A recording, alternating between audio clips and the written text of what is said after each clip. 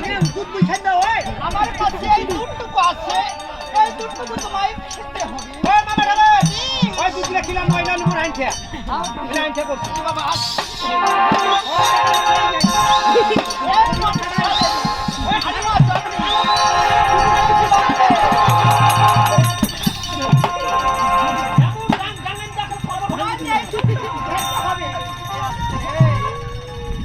তোমাকে মায়ার ডালে খেতে হবে